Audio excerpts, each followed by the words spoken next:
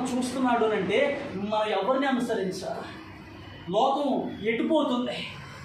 చివరి మాటలకు వస్తాను చూడండి. 10వ వచనం చదువమ్మా.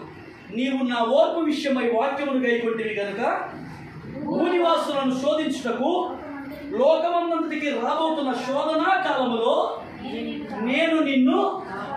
నా మాటలు అర్థమవుతున్నాయా? ఎప్పుడైతే దేవుని మాటలు మనం వింటామో ఆ శోధనలో నుండి మనం ఏమవుతుందో తెలుసా? కాపాడబడతాము. బాగా అర్థం చేసుకోండి.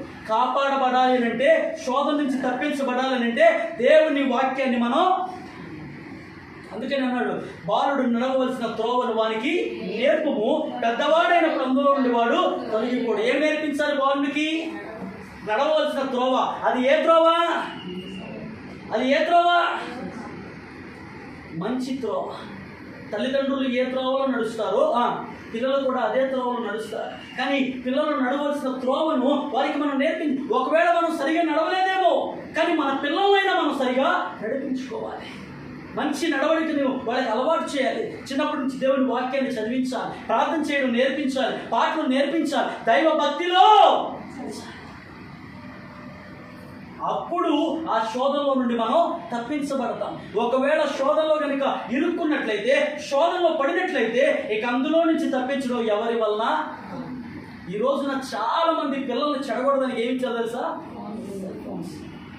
ఆడు కుయ్యన్నా కయ్యన్నా ఏడ్చినా మొత్తుకున్నా ఎమ్మటే చేతిలో తీసుకెళ్ళి సెల్ ఫోన్ ఇచ్చేది. ఇక డుక్కుగాడు బాగా కదా, అసలు ఫోన్ ఇచ్చేదాన్ని కాడు, ఏడ్చేవాడల్లా అయిపోతాడు. మరి వాడికి ఏమర్థమవుతుందో, ఎన్ని ఆన్ చేస్తాడో, అందులో ఎన్ని గేములు డౌన్లోడ్ చేస్తాడో, ఎన్ని తిప్పుతూ ఉంటాడో. వాడు ఉన్నది ఎంత? ఎన్ని సంవత్సరాలు వాడికి? 5 సంవత్సరాలు. 5 సంవత్సరాల వాడికి నాకు అంటే మించిన జ్ఞానం ఉంది. ఏమర్థం? 1, 2 అంతా. అదేమన్నా అది టెంపుల్. 2 సార్లు పరిగెత్తే కింద పడతామే.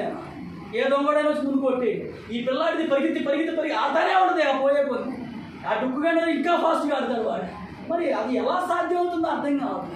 ఇటు మెరుగు తిరగాలో, ఆ లోయలో వాడు సావాలో మనకేం తెలియదు. కానీ వీడు మాత్రం ఇటు తిప్పేస్తారు, దూకిచ్చేస్తారు, ట్రైన్ కింద దూరిపోతూ ఉంటారు.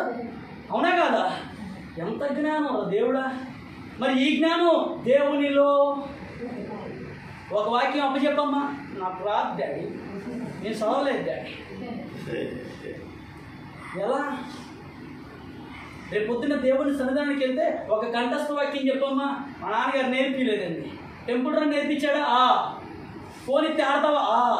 సిరి కొడతాడు. కానీ నరకం అయిపోయింది, వెనక కూడా తిరిగి రాలేము. జాగ్రత్త. వాక్యాన్ని నేర్చుకోవాలి, వాక్యాన్ని హృదయంలో భద్రపరచుకోవాలి. అలా భద్రపరుచుకున్నప్పుడే ఏ శోధన వచ్చినా ఆయన ఏమన్నా తెలుసా? తప్పిస్తాను.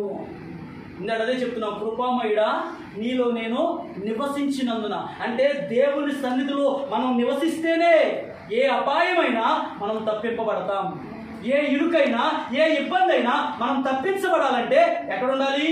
ఆయన సన్నిధిలో మనం నివసించాలి. కీర్తన 91 మొదటి వచనం అన్నాడు, మహోన్నతుని చాటున ఆయనే నా కొండ, నేను నమ్ముకున్న నా దేవుడని నేను యెహోవాను గూర్చి చెప్పుచున్నాను. కనుక మనం ఏ చాటున ఉండాలి? మహోన్నతుని చాటున ఉండాలి. అవాదం ఏ చాటున ఉన్నారు? ఏం పుట్టింది అలాగే? ఎందుకు వెళ్ళారు చెట్టు చాటికి? ఏమా చెట్టు చాటికి ఎందుకు వెళ్ళారు?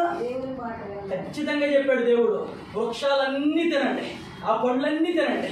ఇదో ఒక చెట్టు ఉంది, దాని జోలికి మీరు వెళ్ళి సావద్దు, అందులోకి వెళ్ళారు మీరు చచ్చిపోతారు అని కరాఖండిగా చెప్తే పాపం ఆదాం గారు వెళ్ళలేదు. ఎంతైనా మన మగజాతి మంచి జాతి. ఈ విషయంలో మనం పొగుడుకోవాలి. అంత కోపంగా చూస్తున్నారు కాదేంటి? మేము వెళ్ళాం చెట్టు దగ్గరికి, ఏమన్నా మేము తిన్నామా? అవన్నీ తినదే. ఈ విషయానికి గొడవడతానికైనా మనం సిద్ధమే. అది లోపడ్డాం, మరి ఏం చేస్తాం? ప్రేమకు లోబడిపోయాం మేము. పుసుకొని తీసుకొచ్చి ఇచ్చిందంట. కనీసం ఒక్కసారన్నా ఆలోచించాలిగా, ఇది కొరికిన పండు, ఇది ఎలా ఉందో ఏమో, అసలు ఏ చెట్టు నుంచి కోసుకొచ్చావు అమ్మాయి అని ఒక్క మాట అన్న ఆదాం అడుగుంటే ఈ వినాశనం, ఈ నాశనం ఇవన్నీ తప్పాయి. అసలు ఈ మరణమే ఉండేది కాదు మానవుడికి. ఒక్క మాట కూడా అడగలేదు. నువ్వు తిన్నావా? బాగుందా? నేను తింటా అనుకున్నాడు, తీసుకున్నాడు, పసా పసా పసా పసా తినేశాడు. అయిపోయింది. ఇక తెలిసిపోయిందిగా, అమ్మో మేము ఎట్టున్నావా, చిచ్చి నువ్వు అట్టున్నావు నేను ఎట్టున్నా, పరిగెత్తా ఎక్కడికే. ఇక చుట్టుకున్నారు, ఆకులన్నీ చుట్టుకున్నారు ఇక చుట్టూ మొత్తం.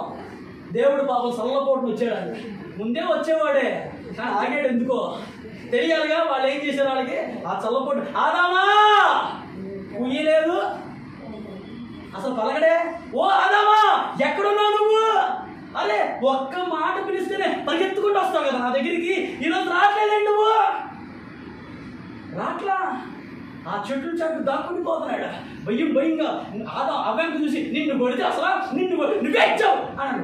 ఇంటే తిన్నావుగా. అక్కడ వాళ్ళిద్దరి మధ్యలో సంభాషణ. వాళ్ళిద్దరు ఎంతసేపు గింజలు ఆడుకున్నారు, ఎంతసేపు కొట్టుకున్నారు. ఎట్టకేలకి ఆదామే డేర్ చేసి నా దేవుడు పిలుస్తున్నప్పుడు, అయ్యా నువ్వు పిలిచినప్పుడు మేము వస్త్రహీనులమై ఉన్నామయ్యా, దిగంబరులు. అసలు దిగంబరిగా ఉన్నానని చెప్పింది ఎవడన్నా మీకు? ఎందుకైనా మీరు దిగంబరులుగా, ఇదిగో నాకు తోడుగా ఇచ్చావే ఏమో చేసింది అసలు లోకం అంతా. అరే ఆమెకి ఎవరు చెప్పారా? అయ్యయ్యో నాకే మీకు అలవాటేగా, మీ అంత సాడీలు చెప్పాడు. ఏమనుకోబాకండి,